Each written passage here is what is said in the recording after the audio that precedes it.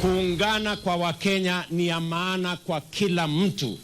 It is the only way we can redeem our nation. Moving into the future, the bigger picture of the ODM, a political pact with Kenya Kwanza. Where is the escaped Quarry mass murder suspect? Human rights activists now ask the government. I am not as short as you think I am. And much ado about the Gen Z Goliath and Nigerian David in tonight's The Savage Netizens.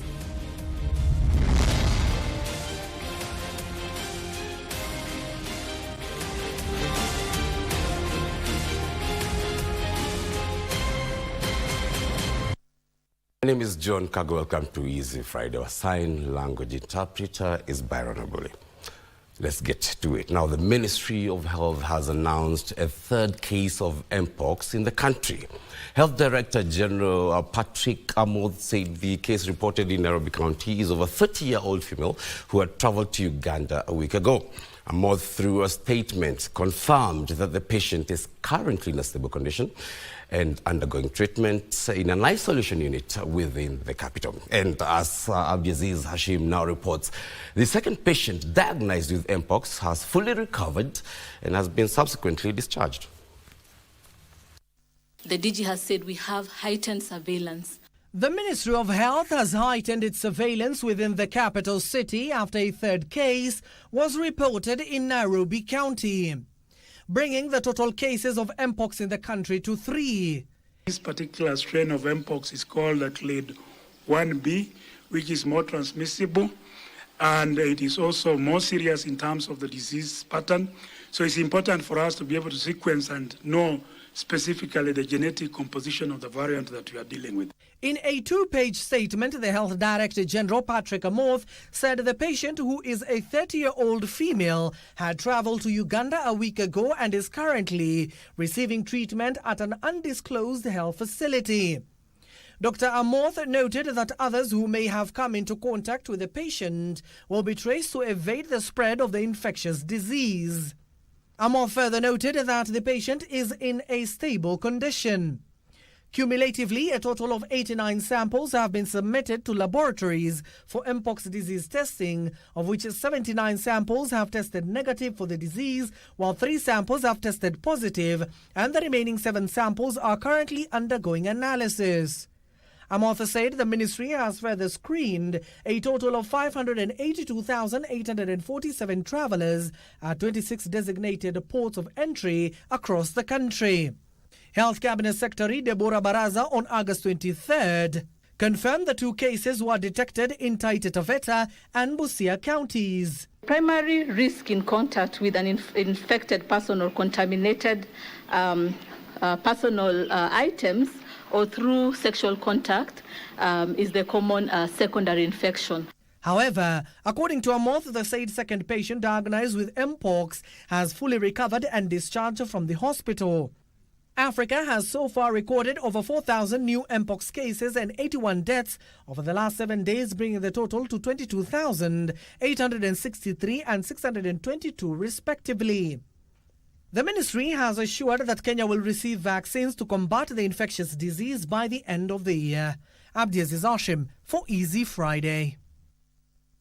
And we'll have an extensive interview a bit later with our very own Irene Muchuma, who's hosting Dr. Samuel Hamadi, who's the Deputy Director at the Center for Virus Research at KEMRI. That's coming up, so stand by for that. Let's speak a bit of politics now.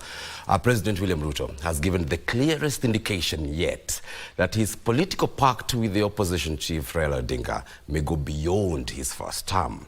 The President said the opposition positions held by ODM in Parliament will be up for grabs for those who want to play opposition politics in 2027. Ruto spoke as he continued with his walking tour of the Nyanza region. Achola Simon has more details. Day 3 of his working tour of the Nyanza region, and President William Ruto, accompanied by a host of other leaders, continued to commission new government projects to inspect existing ones while also promising goodies to the region. Jumapili hii mimi naenda kule China kusign another program ya 40 billion shillings ya mambo ya mabarabara zetu. Alafu baadaye mwezi huu, pale mwisho wa mwezi huu na pengine mapema mwezi ujao, tutakuwa na signing ceremony na ndugu zetu wa kutoka UAE ambao wanataka kutusaidia kwa mambo yetu ya mabarabara, kwa sababu bila barabara hatuwezi kukuza uchumi wa Kenya, hatuwezi kufanya kilimo, usafiri itakuwa ngumu, na ndio sababu hiyo we are focused on making sure barabara za hapa ziko tayari. The president began his tour in Mageta Island before commissioning a rice mill in Alego Usonga and a market in Siaya town. Tulikubaliana na hawa kina mama mboga, tukawaambia watafanya kazi mahali kuna heshima, mahali kuna maji, mahali kuna stima, mahali kuna cold room, mahali kuna storage. Na ndio sababu hiyo mimi nimekuja kuanzisha soko hapa. Hapa tuko na soko kubwa ya Siaya town. Hiyo soko ni ya milioni 350. And we are going to have close to 1,000 traders katika hiyo soko. Mbali na hii soko ya Siaya town, pia tunajenga soko kubwa pale Bondo, tunajenga soko kubwa pale Yala, tunajenga soko kubwa kule Utenge, tunajenga soko kubwa kule Riyadh, Umeno, tunajenga soko kubwa pia hapo. With growing undertones for the broad-based government agreement to go beyond his first term, the president put it bare that indeed, after the completion of the remaining 3 years of his first term, the two outfits will work together politically. Sisi tutaungana na nyinyi, tutembee pamoja kama Wakenya wa nchi moja, so that we put behind us the politics of regionalism, the politics of division, the politics of ethnicity, and we unite together as the people of Kenya who have a rightful share in their government. Muko tayari tutembee pamoja na tuache kwamba Mheshimiwa William Ruto, Mungu akipenda 2027 wakichokoza yeye aingie katika ODM. Huko mnaenda mkono na yeye. Mheshimiwa Rais aendelee maneno. Nisema juzi kwamba serikali ni mbaya kama uko nje. Kama uko nje. Lakini kama uko ndani serikali haiwezi kuwa mbaya. Sasa he defended the opposition chief Raila Odinga from claims that he betrayed the struggle to join forces with the government at the height of Generation Z fueled protests. Unajua huyu baba tuko na historia mrefu. Sisi watu ya mlima hapo mbeleni tulikuwa na shida na yeye. Uhuru Kenyatta akatuambia ni mtu mzuri, tukasema hapana. Huyu rais wetu akaangalia, na kwa sababu tunamwamini akasema Raila ako sawa, na sisi tukasema baba ako sawa, tuendelee mbele. Tunakubaliana? Mimi nawauliza viongozi wote. Nimesikia kiongozi moja anasema ya kwamba pengine kulikuwa na mambo ya kuchezeana. Mimi, I want to tell them, Raila Odinga knows what is good for Kenya. I am sure that his stand to work with me for the stability of Kenya, for the progress of our nation, for the unity of our people as a Kenyan people, is the right decision at this point in time. The leaders also continue to throw their support for Raila Odinga's candidature for the AU Commission's chair's post. Hii mambo ya baba ya AU ni muhimu sana kwetu, Your Excellency. Na nimeona umeweka kwa mikakati kali. Presidents ya East Africa walikuwa na wewe State House juice. Wewe uliongea, hawa waliongea, hata Deputy President aliongea akasema Raila lazima apate hiyo kazi. Safari hajaweka mtego. Hakuweka mtego. Nilikuwa hapo. Mimi mwenyewe nilikuwa State House. Sikuona mtego. Later, the president will attend the homecoming come Thanksgiving ceremony for the newly appointed Cabinet Secretary for Energy, Opiyo Wandayi, in Sidindi, Ugunja, in Siaya County. Achola Simon, Prime Edition, Siaya County. From a very seemingly satisfied political lot to A seemingly dissatisfied group. Secondary school teachers across the country are expressing profound dissatisfaction with the government's handling of the grievances and the fulfillment of legal agreements. The teachers who maintain the strike is on want the government to fulfill the CBA as agreed. Pauline Nasimiu has more details. Secondary school teachers continued with their strike Friday, with Homa Bay County Kuppet Union members faulting the government for allegedly ignoring court orders intended to resolve their disputes.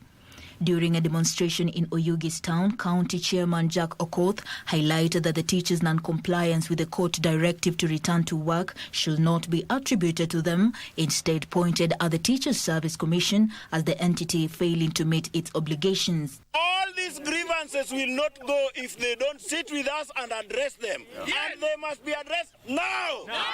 Confirm intern teachers now. Review the CBG now. Turejelei madarasani kwa sababu hao pia hawaheshimu sheria ya Kenya. Simultaneously, the Migori branch of Kuppet also took to the streets. Led by County Executive Secretary Samuel Ora, the teachers staged a demonstration in Migori town, asserting their intent to continue the strike until their demands are met. The Teacher Service Commission must understand that we cannot stagnate. 130,000 teachers have stagnated for a long time, some for 10 years, some for 15 years. We cannot continue in that manner. If there is no program for promoting the 130,000 teachers, we are not going back to class. We have realized that deductions are being made. Third-party deductions are made on our slips, but they are not being remitted. We are servicing loans very expensively because they deduct our loans, fail to remit it to the banks, so that those arrears attract penalties and our loans become extremely expensive. In Kirinyaga County, the situation mirrors that seen in Homa Bay and Migori counties. Led by Chairman Karani Mwai, they maintain the government should implement the second phase of the collective bargaining agreement. This comes as Kilgore's Member of Parliament, Ambassador Julius Nkuli, called on the government and Kuppet to come to the table and solve the impasses for the sake of the learners. Na hatutaki watoto wetu waumie kwa sababu watu wamekataa kuongea. Ni vizuri wazungumze ili wafikiane, tujue kwamba masomo yanaendelea vizuri. Pauline Nasimiu for Easy Friday. Now, an unspecified number of learners at Meru Primary and Junior Secondary School were injured after tear gas canisters aimed at rowdy protesters in Meru town landed in the school. The incident left learners with slight injuries. Now, the protesters are demanding the resignation of Meru Governor Kawira Mwangaza. At Meru Primary School, several learners are seeking first aid after police officers tear gas their school premises to disperse rowdy protesters. In Meru, we need peace. We need a lot of peace. These are the things that have been thrown here. The incident that disrupted learning in this particular school saw local community leaders criticizing the move as they called for an amicable resolution to the conflict. Mi naomba watu wa mama, nyinyi msiandamane, msipigane, msisumbue mtu yoyote, kwa sababu tunaamini sheria za koti. Kama koti imesema tufanye hivi, si tunatii. Elsewhere, a dormitory was burned to ashes in Irene Girls High School in Samburu County. The rising fire made it impossible to salvage any valuable at the dormitory. Confirming the incident, area member of County Assembly Joseph Lolonju said that no student was hurt, though the cause of fire is still unknown pending investigation. We cannot, from personal level, preempt the investigations. Kusema hapa ndio ilikuwa na makosa, ama hapa ilikuwa na makosa. Mimi naachia hiyo kwa wale investigators waendelee na hiyo kazi yao. Kwa sababu sasa kwa dom inafaa iwe na dom mbili. Kwa sababu ni emergency, kama moto ilianza side moja, lazima watoto watoroke ingine. Na wasifunge hizo mado iwe tu yani wa watoto wanasatokea. And at least 1,500 students from Ngoto Boys High School in Zaui, Makueni County were sent home indefinitely on Wednesday evening following the torching of a dormitory. The irate students went on the rampage of allegations of poor school management. Sometimes unapata tu anakazia tuseme tu chakula tu anani wanapunguza chakula, ingine kuchananga maji haya, ingine unapata kuna nini sambunguni hapo, wanatry tu kuzitoa. Tumeongea mara nyingi, wametry, lakini tu students wanastwangu. Opicho Chemtai, Easy Friday. All right, now, Wiper Party leader Kalonzo Musyoka has dismissed as a big joke Suna East Member of Parliament Junet Mohammed's claims that he was the official opposition leader. Speaking at the Moi International Airport in Mombasa this evening, Kalonzo reiterated that Junet remains the Secretary General of the Azimio la Umoja One Kenya coalition. Junet had sensationally declared himself as the opposition leader owing to his role as the minority leader in the National Assembly. But speaking in Mombasa, Kalonzo laughed off Junet's sentiments, claiming he automatically replaces Raila Odinga, who has opted for a continental role. He was accompanied by Eugene Omalo and Jeremiah Kioni, who later visited the home of the late Mombasa businessman and philanthropist Hasmukh Patel to console his family.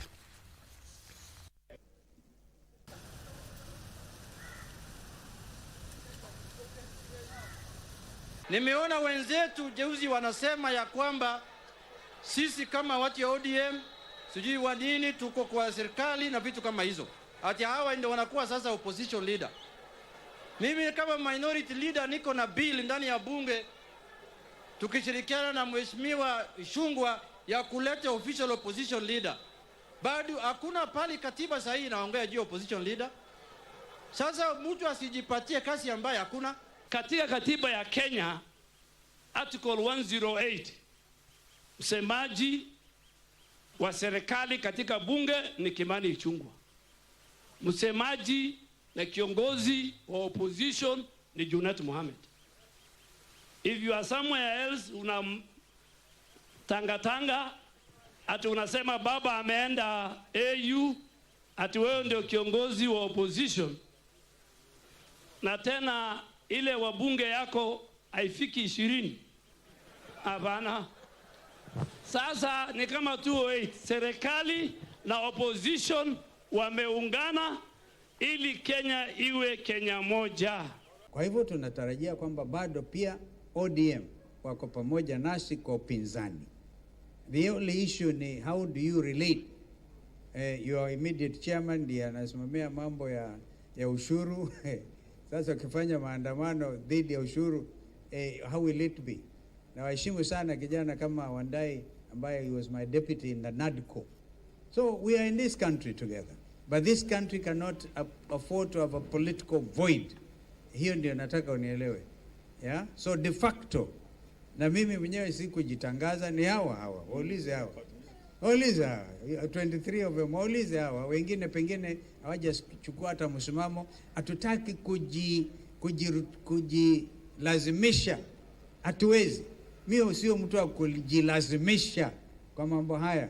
But I also want you to know leadership comes naturally. Kija Mombasa hii tulikuwa tunaonana, tunafurahiana na vile vile tunasema mengi ya maendeleo ya kaunti hii na taifa letu la Kenya. So tuko hapa kuomboleza na familia yake na the larger familia ya Mombasa ambao walijua ukarimu wake na vile vile msimamo wake.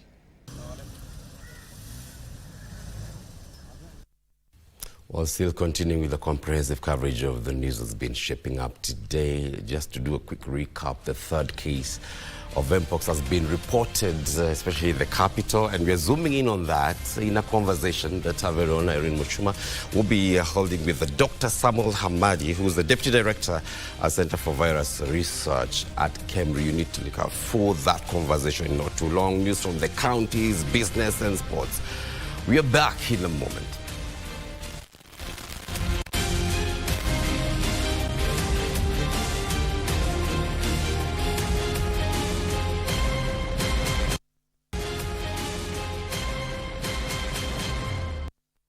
All right, welcome back to Easy Friday. The journey to unveiling social health insurance inched closer today following a national validation exercise of those tariffs to the benefit package by the Ministry of Health. The 31-page document spells out services available to the public under the Primary Healthcare Fund, Social Health Insurance Fund, Emergency, Chronic and Critical Illness Fund. Kenyans who require to travel overseas for medical and surgical procedures are not available locally will be funded up to $500,000 shillings. Here are the details. The Ministry of Health Friday conducted a national validation workshop focused on finalizing the benefit package and tariffs for the Social Health Insurance Fund. Health Cabinet Secretary Deborah Baraza says the new healthcare scheme is designed to enhance both outpatient and inpatient health services. The first exercise laid down the regulations, creating a strong foundation. And today we have built upon the foundation by validating the specific tariffs and benefits that will bring this framework to life for millions of Kenyans.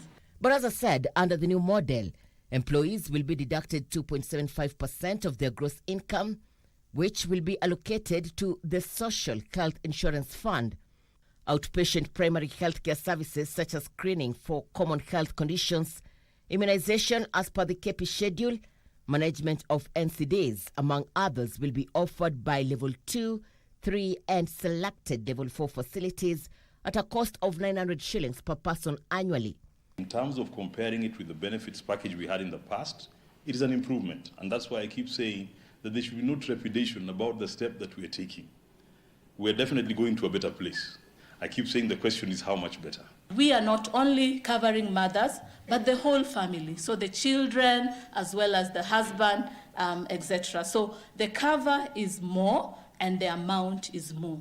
Level 4 to 6 facilities will provide medical inpatient services at a cost of between 3,360 to 4,480, depending on the facility. Maternity, neonatal, and child health services will also be available in Level 2 to 6 health facilities, with normal delivery provided at a cost of 10,000 shillings, while cesarean section will be done at a cost of 30,000 shillings. 20 services are excluded. Among them is cosmetic procedures, epidemics and pandemics, nutritional supplements, assisted fertility treatment by IVF. The report also lists 557 surgical packages and tariffs available. All right, thank you so much, Irene Muchuma, for that report. And speaking of Irene Muchuma, I'm handing over to her because we have an Mpox awareness. A third case has been reported here in the capital. To help us also discuss in that conversation is Dr. Samuel Hamadi, who's the Deputy Director, Center for Virus Research at Culinary. Irene, take it away. Thank you, Kago. Good evening, and it's now time for us to get into our interactive segment with a key focus on the awareness on Mpox. On set with me is the Deputy Director, Center for Virus Research at Culinary, Dr. Samuel Hamadi, who is going to shed more light on the awareness, since now we have reported 3 cases in the country. We are going to look at the broader perspective on the awareness on Mpox. How are we going to handle it? Supposingly, it mutates to the level of COVID-19. And why is it always an issue of concern when it comes to health matters? But before we get into that session, let's have a look at one of the items which was prepared by Marie Yambo. The World Health Organization has declared the infectious Mpox disease a public health emergency of international concern. The disease, formerly known as monkeypox, spiked rapidly across Central and East Africa, Kenya included, since the start of an initial outbreak in the Democratic Republic of Congo. Now is the report by Marie Yambo. What is Mpox? Mpox is a zoonotic disease, meaning it can be passed from animals to humans. It was first identified in 1958 in lab monkeys in Denmark. Contrary to perception, monkeys aren't the main carriers of the virus.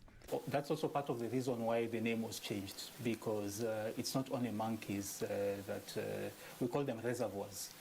So it will find it in rodents, particularly the rats, sometimes in a few rabbits here and there. There are animals called hares. The first known case in humans was identified in 1970 in the Democratic Republic of Congo and now in parts of Central and West Africa, where it is endemic. There are 2 strains of the Mpox virus. The one currently spreading is linked to the more deadly strain found in the Democratic Republic of Congo. There is also the West African strain, which is less severe.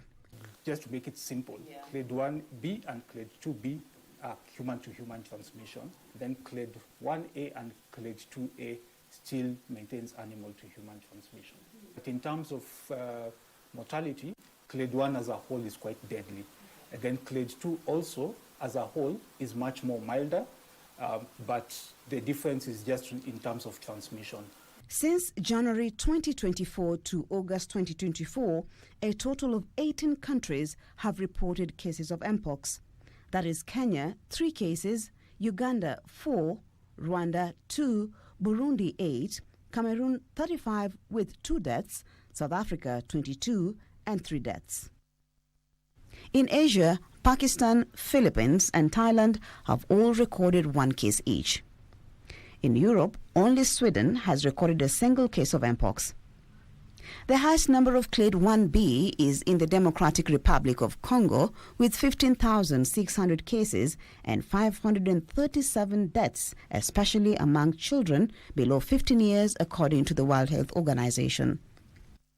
Although Mpox can be transmitted from animals to humans, what is happening this time around is that it is being driven largely by human-to-human transmission. So how does Mpox spread between humans?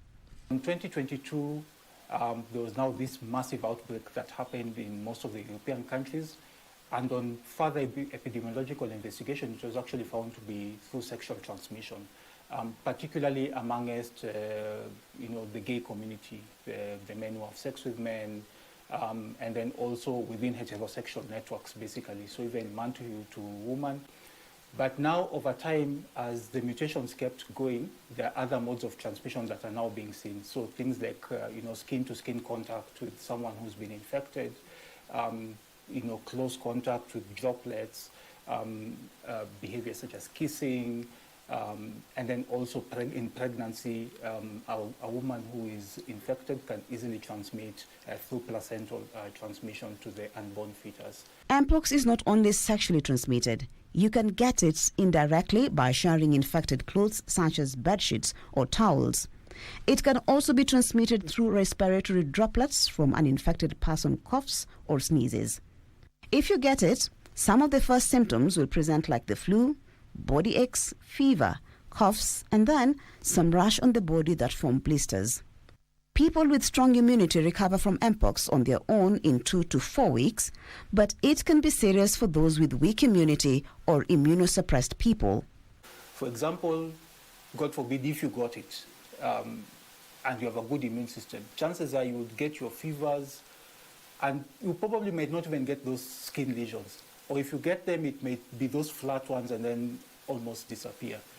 But for people, for example, children or people who have conditions that depress the immune system, they might actually go the whole way until they get, the swellings and all that, and get very, very sick.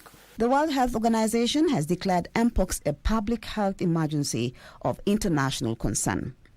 The Ministry of Health Principal Secretary for Public Health, that is Mary Muthoni, has urged Kenyans to take personal responsibility to protect themselves and their families.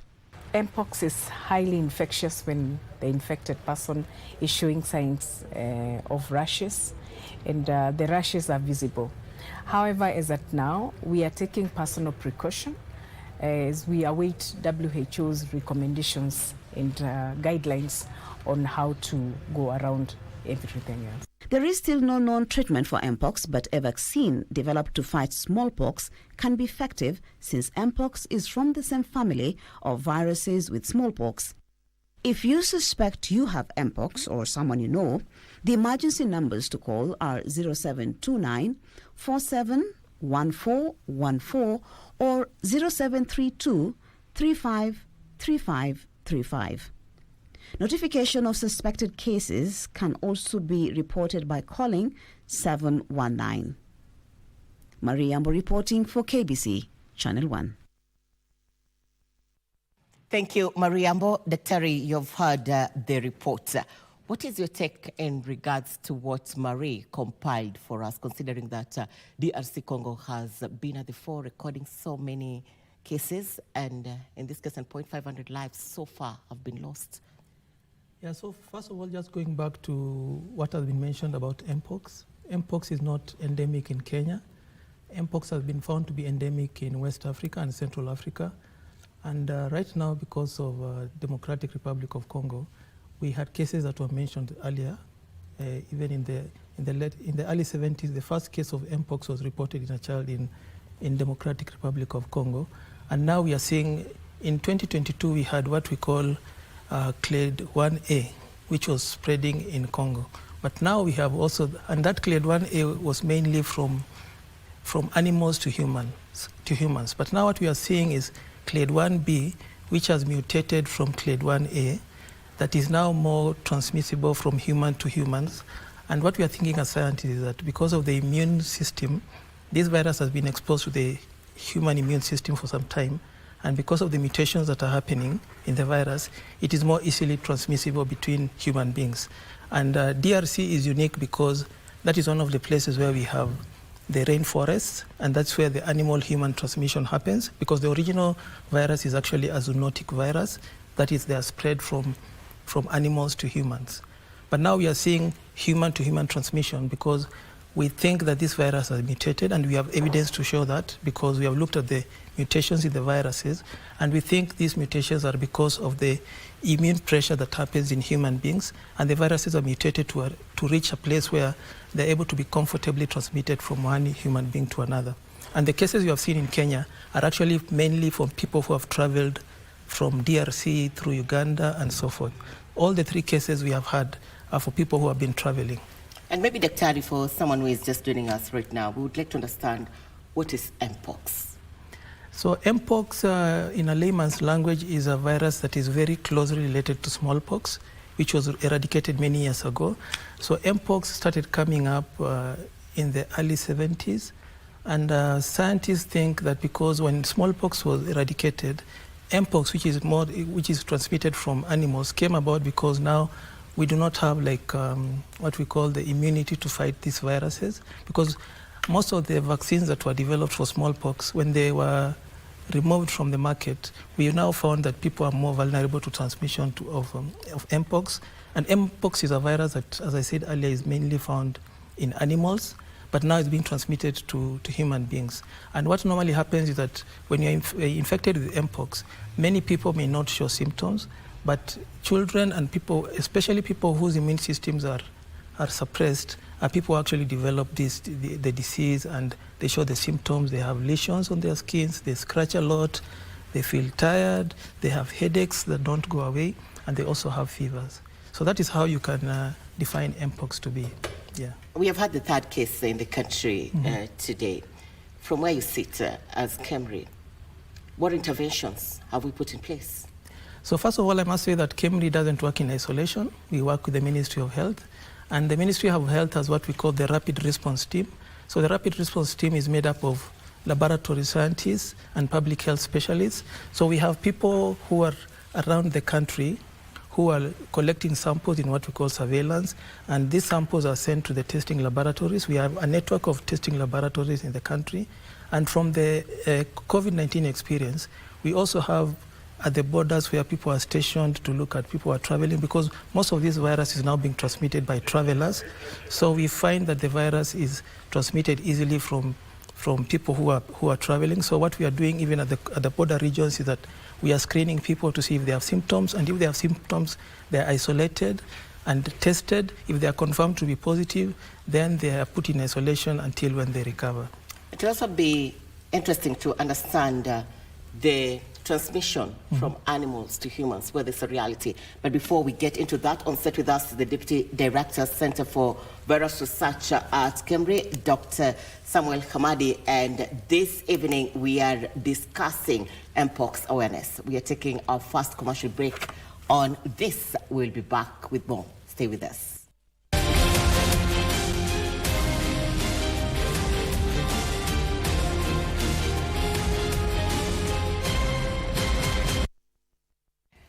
Glad you're watching. It's a Friday and we are on our interactive segment, and tonight we are discussing Mpox awareness. On set with me is the Deputy Director, Sector for Virus Research, Cambridge, Dr. Samuel Hamadi. Before we went on a break, we were discussing on the issue of animals to humans infections. How is it related to Mpox? So first of all, just to mention that many of the viruses that we are now seeing that are infecting humans are actually endemic among animals. And when human beings are in contact with animals, chances are they will get infected with these viruses. And Mpox is actually been shown to be one of the zoonotic viruses that are spread from animals to humans. And so the disease may not be severe in animals, but when it affects human beings, you find that the severity of the disease is higher, and even the mortality of the cases. So what are the do's and don'ts that you think is very key for public awareness? So for us, first of all, I'd like to say that because, like, for example, in the city, we are not close to animals and wild animals. And something that we should also thank God about currently is that we don't have what we would refer to as a community spread of the virus that is being spread from one human being to another, especially in Nairobi and other parts of Kenya. It has been spreading mainly from people who have traveled outside Kenya. So the thing that we can do is to have what we call to observe general hygiene, like washing of hands, and also avoiding greeting people with our hands, avoiding crowded places. And if you are traveling, you make sure that you take care of yourself. And the issue of sharing clothes, especially for people who, if somebody is suspected to have Mpox, if they share their clothes to somebody else, the chances of transmission are very high. So those are some of the basic things that we should avoid. Dr. There have been a concern about vaccines, and many people are worried whether they should or not consider these vaccines that to some extent they're already in discussion. What is your take first in regards to vaccines that we take? So first of all, I want to say that vaccines are very important, and we have seen the eradication of diseases like smallpox through vaccination. I think what we need to ask ourselves now is, why have we taken so long to get vaccines like for Mpox? Because this is not the first time we are having an Mpox outbreak. And even as Mpox has been reported, we are not seeing vaccines being given to the people who need the vaccines. So like, for example, right now, the biggest effort should be giving the vaccines to where the source of the virus, especially in DRC, so that we do what we call prevention.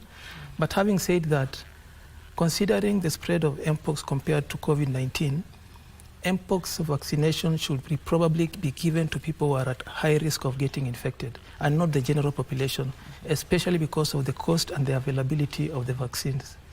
Are we as a country ready to handle this, supposedly it mutates to the level of COVID-19? So first of all, I'd like to say that as you've seen the cases being mentioned in the country, we had one case, now we have 2 cases, now we have 3 cases. And you can look at it epidemiologically and say that it will not be like COVID, because COVID spread, and the way it was spread and the way people are getting infected is very different from Mpox. So we believe that Mpox can be controlled and managed properly. And even people who get infected with Mpox, many of them, Mpox is said to be self-limiting in most cases, that people recover on their own. So we are thinking that we will not have a situation like that of COVID-19. But having said that, we need to be careful. We just need to observe the things that I've mentioned. And as a country, we need also to make sure that vaccines are availed to those people who are vulnerable to getting infection with Mpox. Supposedly, it gets to that level. It mutates to the level of COVID-19. What will be the challenges that we would face, not only in Kenya, but Africa also, in handling this? So I think Africa, one of the biggest challenges is the challenge of resources. We don't have resources to manage the diseases.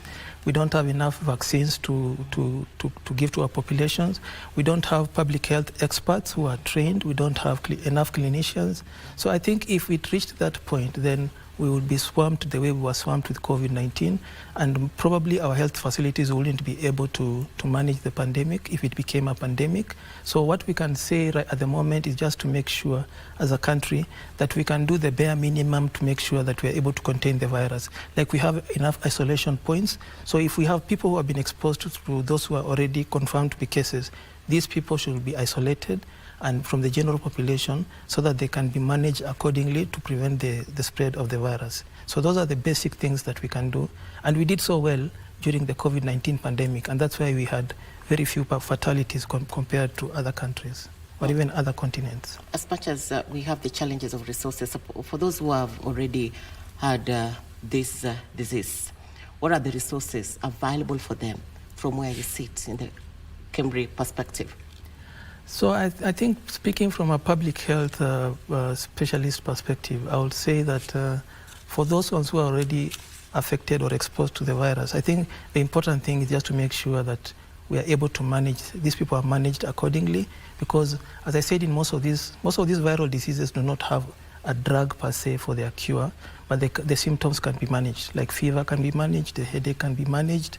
And so we just make sure that these people are isolated, they get good hygiene, they drink enough water so that their health improves as fast as possible, and they are managed accordingly so that they do not infect members of their families. Those are the basic things that we can do as Kenyans. Dr. As we come to the close, schools have been reopened, and also we still have public gatherings. Mm-hmm.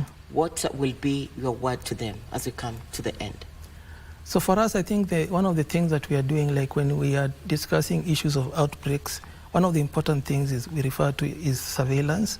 And surveillance is where you are looking for possible cases of people. So like in schools, if you have somebody who is portraying these symptoms, these people need to be isolated immediately. So it means that like in the schools, we need to have the clinical officers working there, make sure that they check the hygiene of the children every day, they check their health status and find out if there are any children with fever or headaches, and make sure that they respond to them and check for any symptoms. If these people are isolated, then we'll be able to manage the disease. And even in the general public, the things that we can do is just to make sure that we are able to, as much as possible, to avoid like shaking of hands and having close contact with each other. Because to a certain level, there are certain things we can do, but to a certain level, it reaches a point where you can, like, avoiding public places we cannot avoid, going to the shop, going to the village market where there's crowding. There are things we cannot avoid, but the important thing is that if you see a case or a suspected case, this should be reported immediately to the nearest health facility, and this person should be isolated, and this will help us to contain and manage the spread of the virus. Dr. In few words, how do we protect the vulnerable? How do we ensure we give them the information that they need? So one of the things that the Ministry of Health is doing is that we are developing materials for communication so that we inform the public on how this virus is spread or how it can be managed. And by so doing, the public will be able to be the first line of defense for this country, because they'll make sure that they observe general hygiene, and also if they see suspected cases, whether it is suspected to be chicken pox or whatever infection that somebody else, as long as this is reported to the nearest health facility, then these people can be managed. Then secondly, something that we also need to do is to scale up training of healthcare workers so that they can be able to identify the cases early. And thirdly, to train the people in the health facilities so that when they see cases, they collect samples properly, so that these samples, when they are tested, we get a definitive result. Because one of the challenges may be that samples are not being collected properly, and so we may not be having a real picture of what is going on. But with good training, then we'll collect samples from the field and be able to test and be able to get results that are reliable. Thank you, Dr. Looking forward to have more sessions with you in regards to the same and beyond. On set with me is Deputy Director, Center for Virus Research at KEMRI, Dr. Samuel Hamadi, whom we have been discussing matters on Mpox awareness. And just before I get back to you, Kago News just in, Chuka Girls High School has been closed indefinitely as the girls have demanded to go home. We'll be giving you the developments as they unfold. This can also be found on our website, www.kbc.co.ke. Kago? Thank you so much, Irene Muchuma, for that very insightful interview on Mpox awareness. Speaking to Dr. Samuel Hamadi, Deputy Director, Center for Virus Research at KEMRI. Many thanks indeed for that as we continue to bring you an update of the news that's been shaping up today. And the continuation of the news, the government has enlisted the services of national government administration officers to conduct a public participation exercise across the country on the planned launch of Maisha Namba. Immigration and Citizen Services Principal Secretary Ambassador Professor Julius Bitok has urged Kenyans dissenting views on the Maisha Namba and Maisha card to seek clarification at the forums. A day after ruling out mandatory Maisha card registration in the country, the government on Friday tasked regional and county commissioners with the responsibility of facilitating the smooth rollout of the registration. We have called upon our regional commissioners, our county commissioners, our sister department of internal security and the national administration to help us actually be able to roll out public participation around the country. And let me now take this opportunity to call upon members of the public to be alert and to be ready so that they can have that opportunity to go to these engagement forums and give their opinion as far as Maisha Namba and Maisha card is concerned. After meeting the officers at the Kenya School of Government in Nairobi, Immigration and Citizen Services Principal Secretary Ambassador Professor Julius Bitok reassured Kenyans that the Maisha Namba registration will not compromise the integrity of their individual data. There's no data breach that you have. In fact, things are now much better with Data Protection Act that we have in place now. And we are complying with it. We are following every step to ensure that we are within the law in whatever we do with Kenyans' data. The PS has expressed confidence that the registration process will not be impeded by the litigation issues surrounding it. He has confirmed that the government has printed 1.6 million Maisha cards and that all new applications of Maisha cards will cost 300 shillings. We have been able to print and distribute 1.6 million Maisha cards so far. We are working on a Maisha Namba where the systems are being aligned well, but the same number of cards we have issued is the same number of Maisha numbers we have issued. We have been able to issue also 1.6 million because when we are issuing Maisha cards, it is the Maisha Namba that's printed on the Maisha cards. Joseph Ohungu for Easy Friday. All right, now, Umoja 3 residents are blaming the Nairobi County firefighters for, listen to this, being too close yet too far following a fire incident that left 2 dead last night. You have details of this and other stories from the counties. The dead included 2 children aged 7 and 3 years respectively. According to Umoja 3 residents, the 2 were locked up in a house when the fire incident occurred. It is believed the fire originated from a lit candle which was left unattended. The fire left at least 30 families homeless. Kaacha mama yao kama amewafungia na kifuri ndani. Sasa venye kado iliisha ilishika manguo zenye zilikuwa hapo kando. Moto ikaanza kutokea. Sasa watu wakajaribu kuizima ikazidikana. Nkisi County Assembly Clerk James Nyaoga has been fired. According to the Speaker Philip Nyanumba, the clerk was shown the door on grounds of gross misconduct, misbehavior, violation of Chapter 6 of the Constitution and County Assembly regulations. The yes, 55. The no, 13. And the spoiled 2, total 70. Residents of Kisulia village in Kaiti constituency, Makueni County, are rapping arms with the county government for turning a deaf ear on their calls to have a local road repaired after it developed deep gullies that have so far left 2 people dead. When are we going to see action being taken? It is just a matter of gabions and then everything will be solved. let action be taken before we mobilize the society to do something. Elsewhere, Elgeyo-Marakwet County government has embarked on a plan to tarmac and rehabilitate roads, as well as improve the drainage system within the state of Iten and its environs. Wanabiashara, they are investors. Alafu sasa everyone will be training here and sleeping here, and then now we grow our town. Tangu nichukue atamu ya uongozi, tumefanya lami mingi kuliko miaka yote tangu Iten ikuwe town. So this is the highest number of kilometers that we have done. Meanwhile, the Kenya Veterinary Board, KVB, has put on notice quacks operating as veterinary doctors, warning of legal actions if caught. Our registrar has issued very stern instructions that anyone in Kenya practicing without a valid practicing license from the Kenya Veterinary Board will be dealt with as per the provisions of the Veterinary Surgeons and Veterinary Paraprofessionals Act. In Embu County, the newly appointed Deputy Inspector General of Police, Eliud Lagat, now says the state has prioritized partnering with the National Government Constituency Development Fund and GCDF to build modern houses for police officers across the country. And the issues that we are going to deal with it, I've got the brief, and the issues that needs my attention, I will deal with it. Otherwise, I want to ask the people of Embu, people of this place, to maintain peace, to maintain law and order. Finally, budding waste management entrepreneurs have been called upon to explore opportunities in rural settings and have been to spread the waste management gospel even further. I'll take this opportunity to also hear that we have a call for application where we want to solicit more applications from women who have businesses in Kenya, and that will be any type of business in any sector.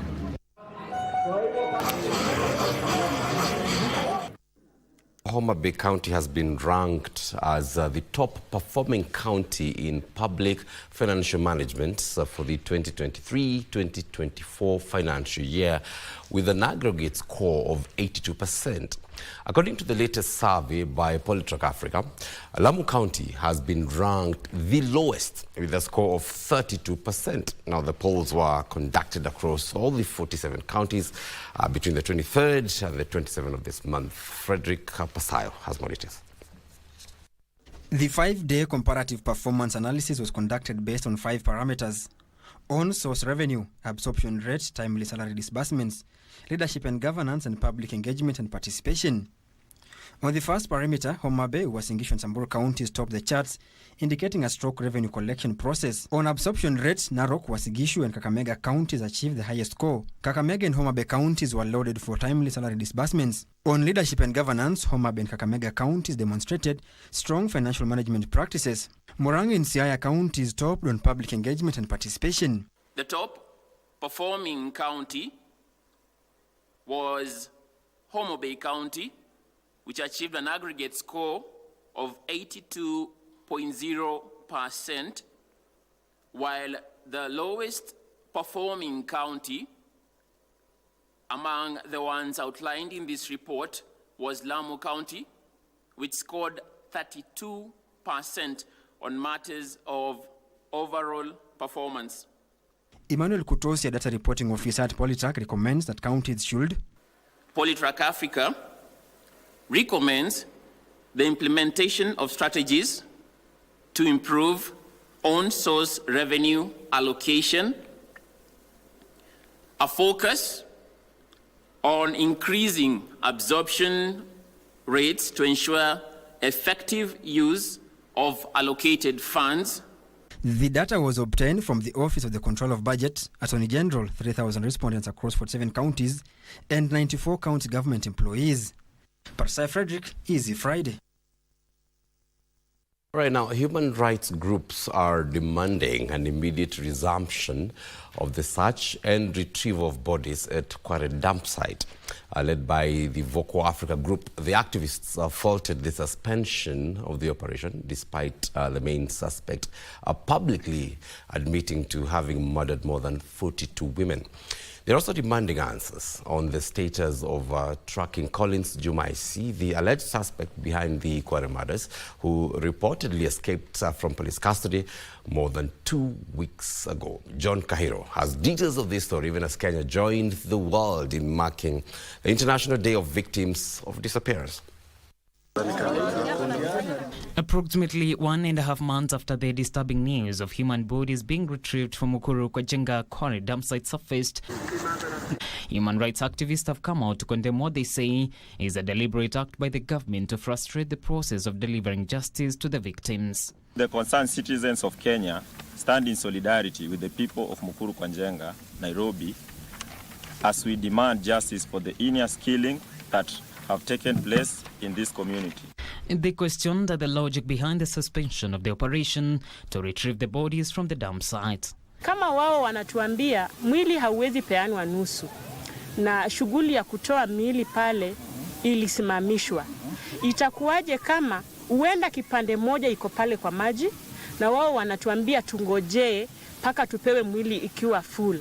Additionally, they have taken issue with lack of information on the status of tracking the main suspect, Collins Jumaisi, who is now a fugitive of the law, having escaped from jail.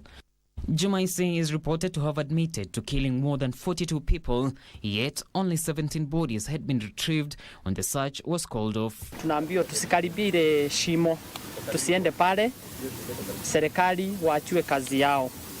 So ni saa kuna kufika pale.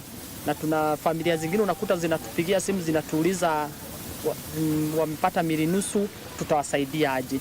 They further faulted the escape of the main suspect from police custody, saying it is not only a failure of security apparatus but also a grave injustice to the victims and their families. Unasimama unatafuta mtu wako na mwenye anashukiwa ni yeye anadaiwa kufanya mauaji, anaachiliwa ama anatoroka. Huwezi ishi ukiwa salama kwa sababu uenda akiwa pale ndani hakuwa peke yake. Huku nje vile alitoka atujui yuko wapi, na hii kazi kama ni yeye alikuwa anafanya atujui alikuwa peke yake ama kuna watu wengine. Kwa hivyo maisha yetu iko hatarini. In addition, they alleged intimidation and threats to residents and families of the victims. We are calling for the immediate cease of harassment and intimidation of Quarry dwellers, those that assisted in retrieving of bodies, and families of victims. They were speaking in Mukuru Justice Center on Friday as they commemorated the International Day of Victims of Disappearance. John Kahiro, Easy Friday. All right, John Kahiro, thanks for that report. You're watching Easy Friday, a comprehensive coverage of the day's events. Remember, we have business. A bit later, Karen Kibet will be here with the latest in sports. Now, on a very light touch, it's been a while. The savage netizens, well, they have been making a comparison between David and Goliath, metaphorically, of course, while Bradley Mtol captured the attention of the keyboard warriors for being a giant, and the undisputed Gen Z's Goliath, former Nigerian President Olusegun Obasanjo also managed to steal some of the keyboard warriors' attentions, naturally claiming the character of David. Here now is the David and Goliath story, as told by Tess Mutai.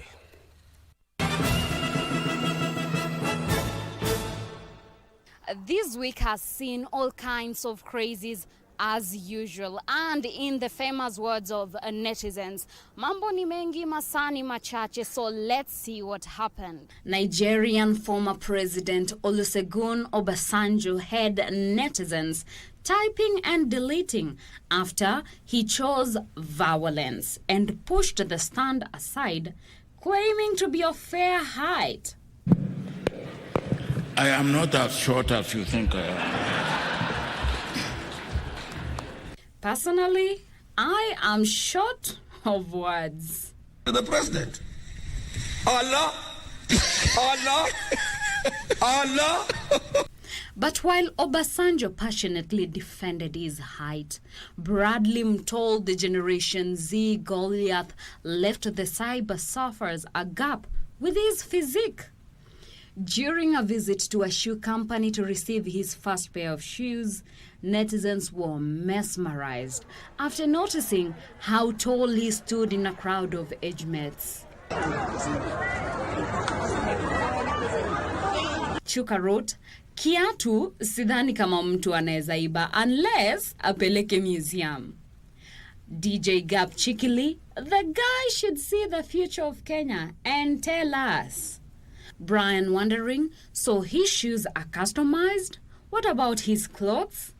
Well, to answer Brian, Gen Z Goliath was invited by a designer who was interested in providing him with a custom-made suit. But how were the measurements taken? The designer reached for a step ladder, and step by step by step, he was finally able to reach the giant's shoulders. Dollar Boy wrote, "The suit will use 5 rounds of material just for the trouser." Hiyo ni kitu gani by the way? Kama hiyo kitu iko, muulize kabla mchaipisha huko mbele. But secondary school teachers have also decided that they will make the headlines after following through with the strike, which has left netizens interacting with juicy content.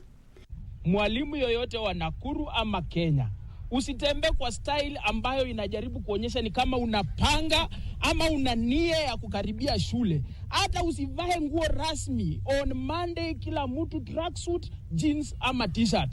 Tuko na kazi ya kupambana na hii serikali ya Kenya Kwanza. Kwa hivyo tukikupata shuleni tutatembea na wewe mpaka tukurudishe kwako. Tumewacha watoto shule, tumewacha wafunzwe na ulimwengu. And on the court order they were slapped with, what have they decided to do? That's why we have also chosen to ignore that court order. Simbo, ngoma itaendelea. Simbo, ngoma itaendelea. Well, netizens seems to be enjoying the moment, for teachers are out on the streets showcasing their best moves. Antaka this, antaka that, unasikia hu baby girl, anataka tutukaf, anapenda mukuchu, anapenda cash, na anapenda juku seti kabla tuanze ku, antaka this, antaka that, unasikia hu baby girl, anataka tutukaf, anapenda mukuchu, anapenda cash, na anapenda juku seti kabla tuanze ku smash. Well, that's it for us. Catch you next week on Savage Netizens for Easy Friday. I am Teresa Mutai.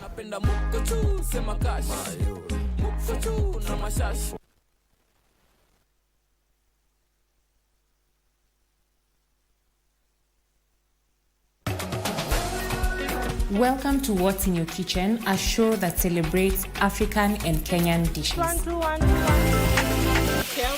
Yes, because I've seen some fire jump there. Rusha. Wait. Recipes cooked by African guest cooks, pro chefs, and foodies alike. These ones are going in the potatoes.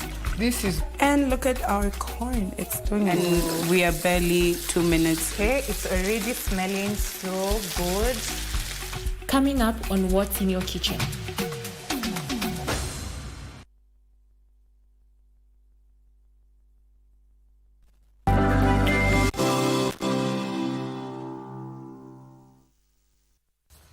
All right, then, welcome back to Easy Friday. Let's speak business now.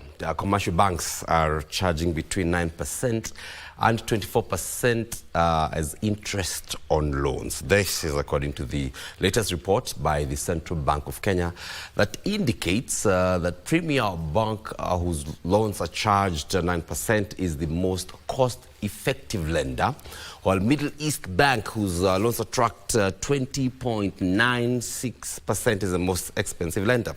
In the Tier 1 banks, the Central Bank report indicates that Cooperative Bank of Kenya offers the most competitive lending rates of 15.18%.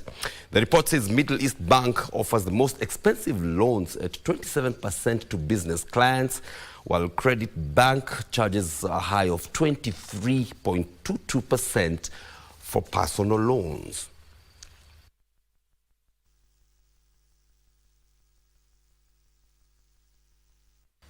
All right, now, Nuclear Power and Energy Agency is in talks with 10 tertiary institutions to customize some of the courses they offer on nuclear energy in preparation of development of nuclear energy in Kenya.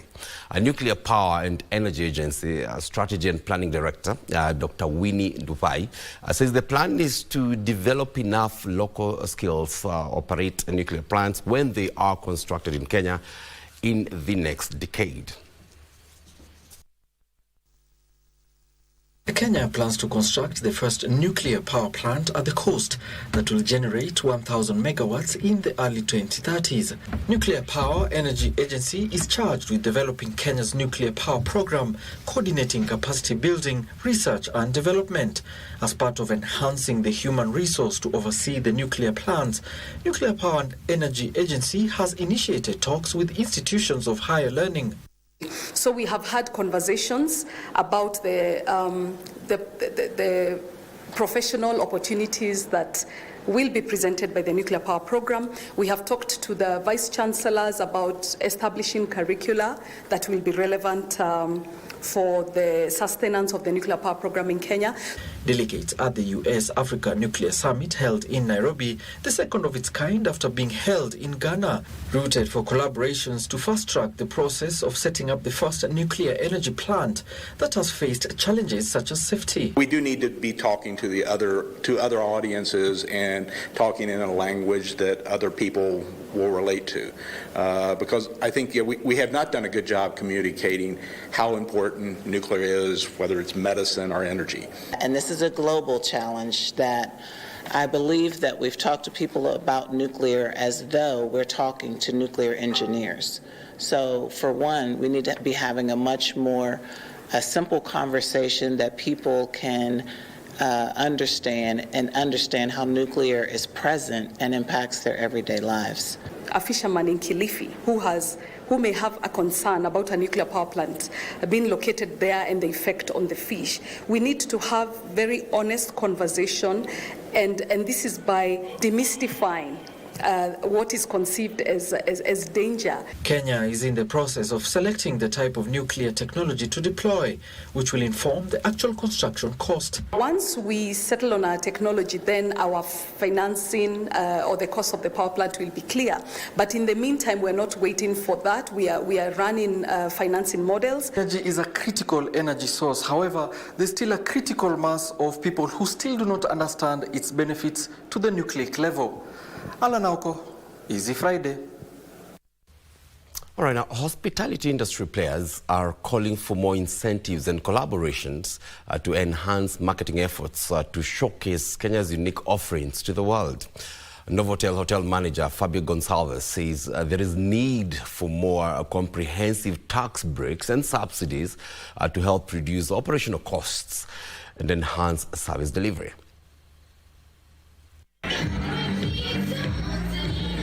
In terms of career, in terms of business, I'm sure Nairobi offers so much, Kenya offers so much in terms of tourism, in terms of business opportunities.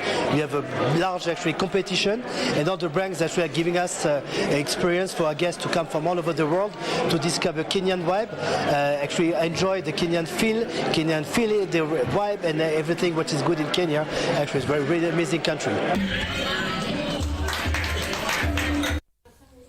All right, now the rate of inflation has slightly risen to 4.4% this month from 4.3% in July, fueled by higher prices of Irish potatoes, fruits and electricity costs.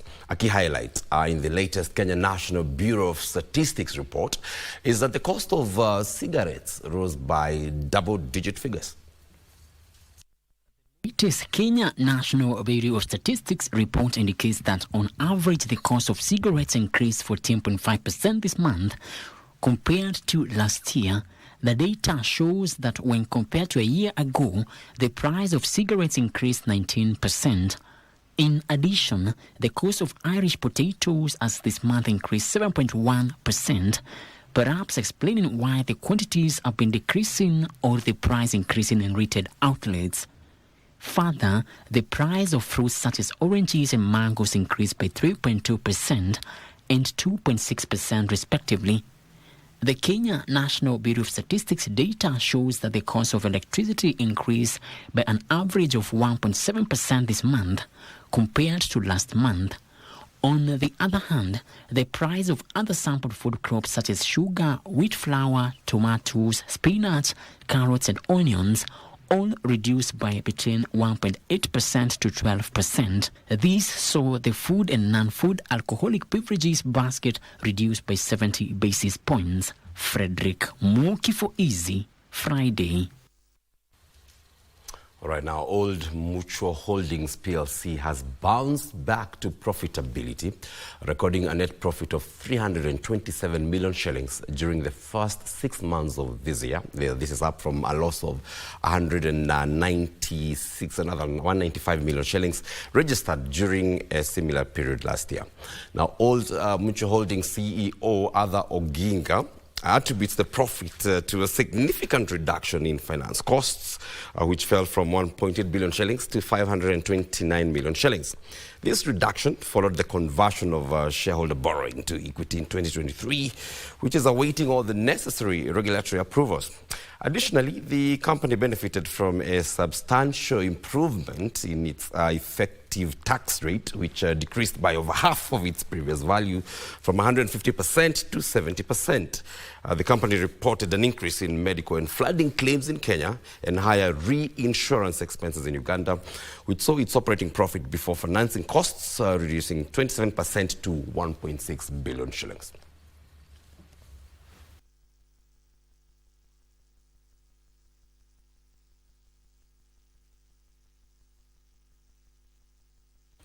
Well, that said, we are taking another break, but when we come back, we are speaking sports. Karen Kibet is on the other side of the studio. We'll have to call her Marakwet Express. Details in not too long. We're back in a moment.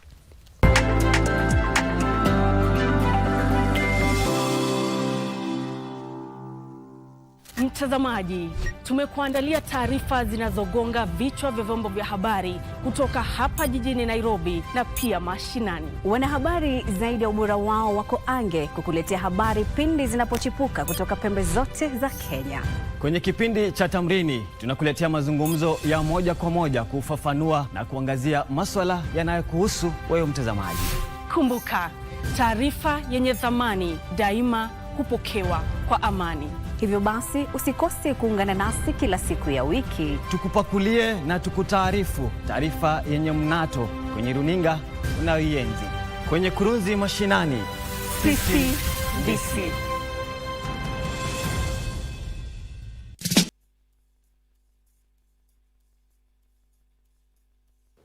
Welcome back to Easy Friday. Let's now talk sports. My name is Karen Kibet.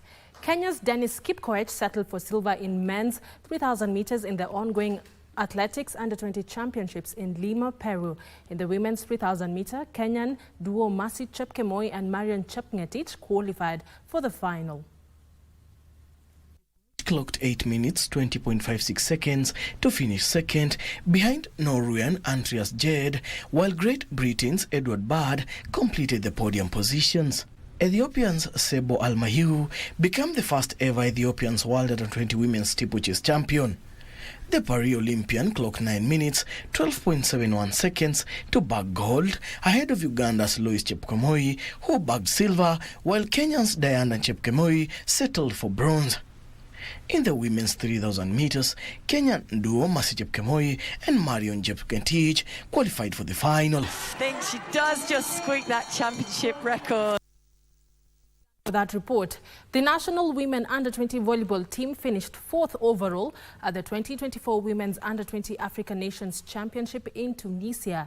Kenya, under the tutelage of Catherine Mabui and David Muthui, lost by 3-1 to Algeria in the 3rd and 4th place playoff match. Hosts Tunisia won the title, while Egypt bagged silver. The top 3 nations qualified for the Women's Under-20 World Championship. The Kenya Women Under-20 volleyball team was selected during the Term 2 National Ball Games held in Kisii County.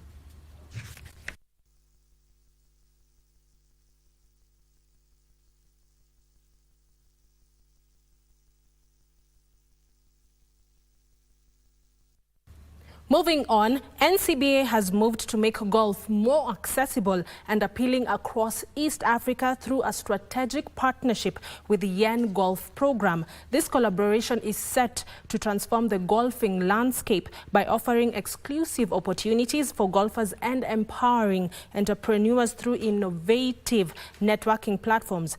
The partnership also aims to attract both seasoned golfers and newcomers. Speaking during the partnership announcement, Yen Africa CEO Kamau Nyabwengi said that the partnership is an important step in promoting the sport of golf among entrepreneurs and professionals across the continent.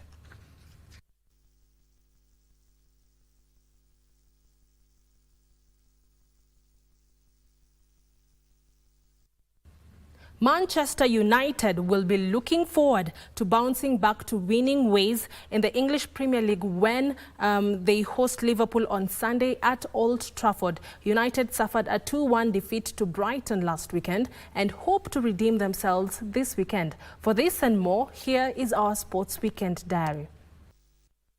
With all those fixtures this weekend, you cannot afford to be bored this weekend. I wish my team, Manchester United, all the best. Moving on, Chelsea moved into the league phase of the Europa Conference League despite losing 2-1 in Switzerland against Servette in the second leg of their qualifying playoff.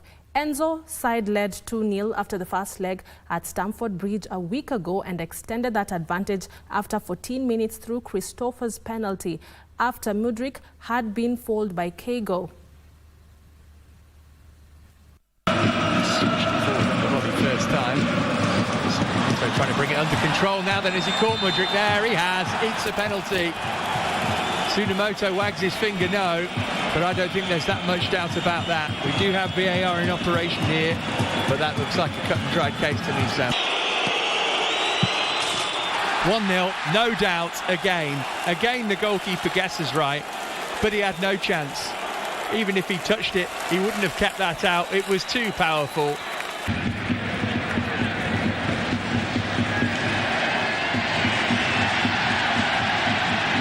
Chance here maybe for Kutesa, and he moved it on brilliantly, and they do have a goal back.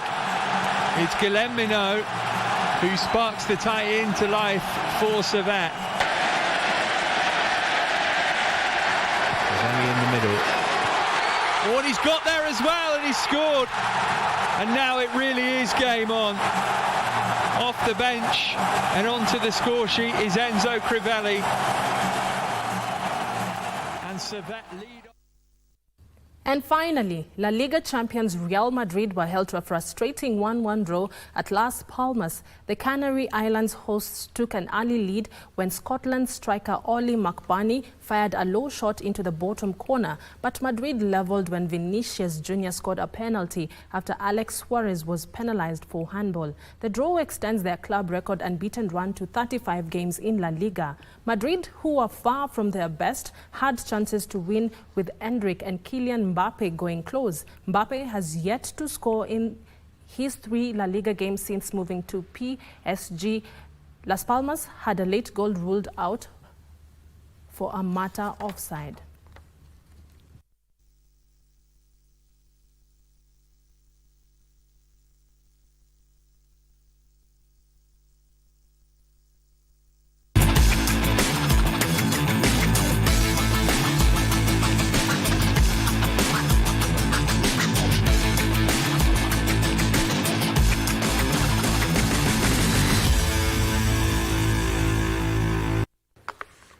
And those were all the sports stories we had for you tonight. My name is Karen Kibet. Have a lovely weekend ahead. I now hand you back to my colleague John Kago and Irene Muchuma. Irene, welcome to Easy Friday. Thank you, Kibet. It has been a pleasure to be with you tonight. And as we come to the close, Kago, Chuka Girls High School in Meru. Absolutely, I'm sure that's a story that would interest my niece, who's a former student in the school. What's going on there? The girls have demanded to go home.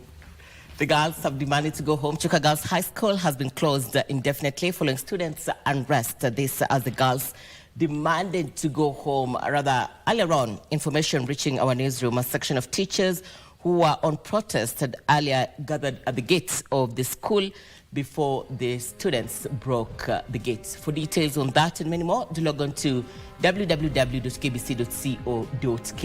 My name is Irene Muchuma Odim. And my name is John Kago. Many thanks indeed for choosing us tonight. Byron Abuli has been our sign language interpreter. The next session is hot fire. It's called DJ Jack is on the other side of the studio, taking us down memory lane with great jams. You need not go far. Many thanks. Good night. So long. Good night.